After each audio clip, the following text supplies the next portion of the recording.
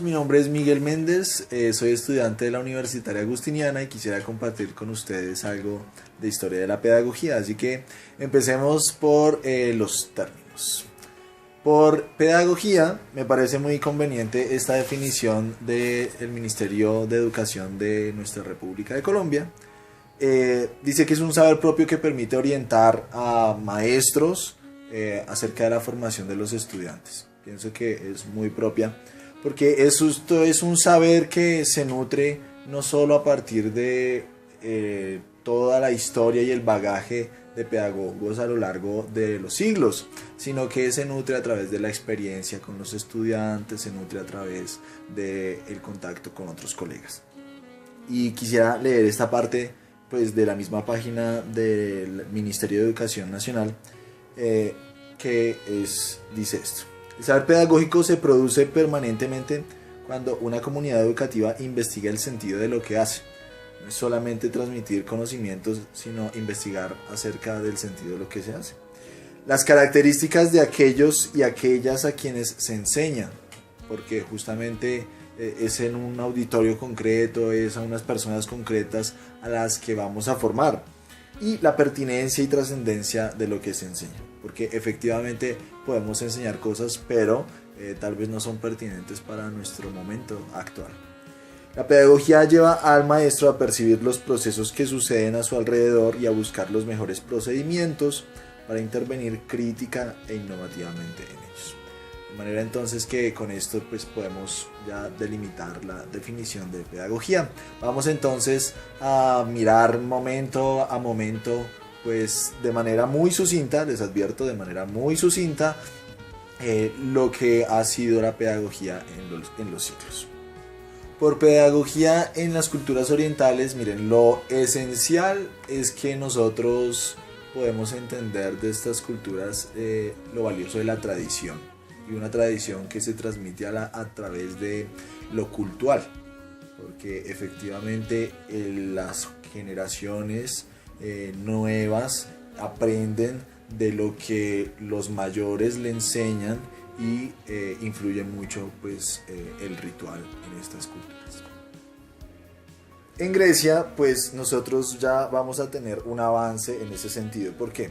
Porque ya no es solamente la transmisión oral, la tienen, valoran las tradiciones, pero tal vez al principio se ceñían mucho a la regla, a la experiencia. Sin embargo, con el pasar del tiempo pues ya empieza a ser un poco más crítica, una valoración crítica pues de la tradición, de lo que se enseña, y ya no se queda simplemente en imitar las tradiciones de los mayores, sino en asumir y tomar conciencia crítica frente a eso que se enseña. Se asume entonces esta postura en relación pues a las tradiciones recibidas.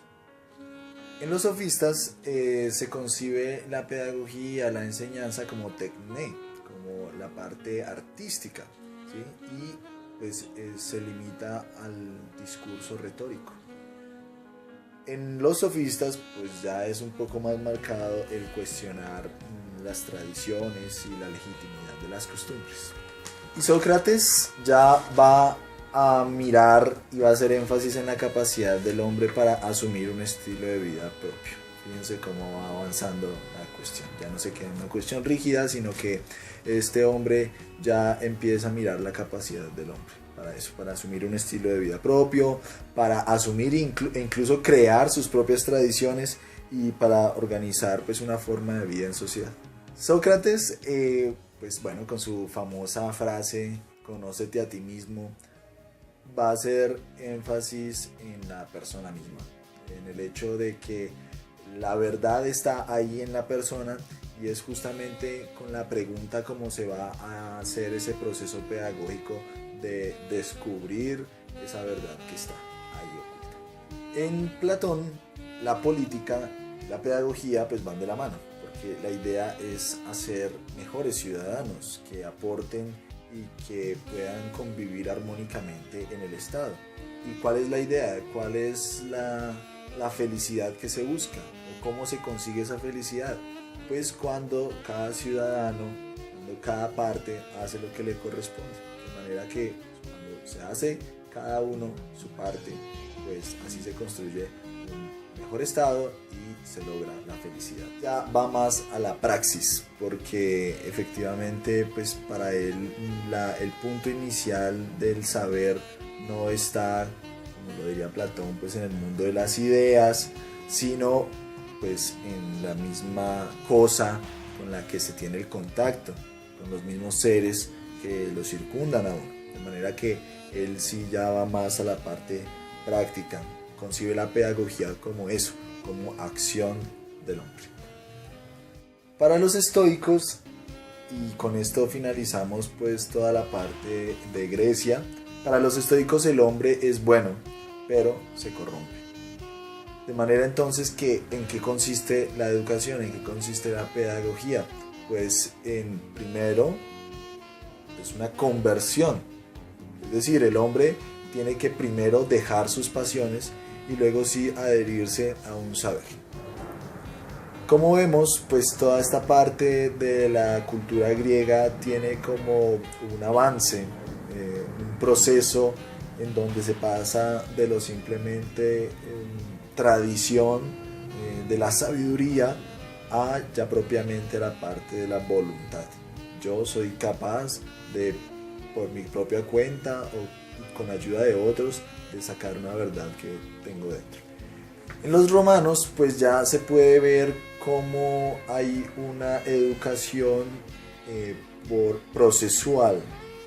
La persona se va a tomar según sus edades, de manera entonces que tal vez ya se le va a apuntar un poco más a las necesidades de la persona para cada momento de su vida. Hay un momento en donde ya pues va a ser todo un ciudadano, en donde va a saber ciertas lenguas, pero todo en compañía justamente de su familia.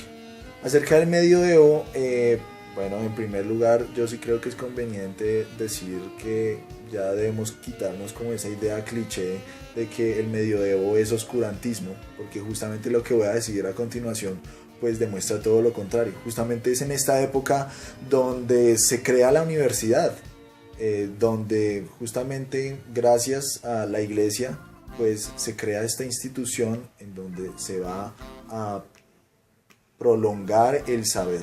No, obviamente pues no podemos hacer juicios anacrónicos frente a ello. Era una institución y quería resguardar pues ciertos saberes, de manera que solamente quienes tenían acceso a la parte cultural o a la parte de educación, pues solamente los religiosos, los clérigos, o también en las catedrales, las escuelas catedralicias, toda la realeza, la nobleza pues tiene acceso a la educación. Y por último, quisiera que miráramos el Renacimiento y el Iluminismo, estos movimientos del siglo XVI, XVII, un poco del XVIII, en donde ya se ve la desinstitucionalización.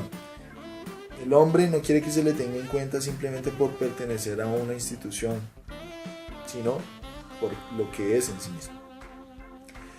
Grandes acontecimientos pasaron en esta época, como la Reforma Protestante, la Contrarreforma, todos estos movimientos religiosos de Calvino, Zwinglio, Lutero.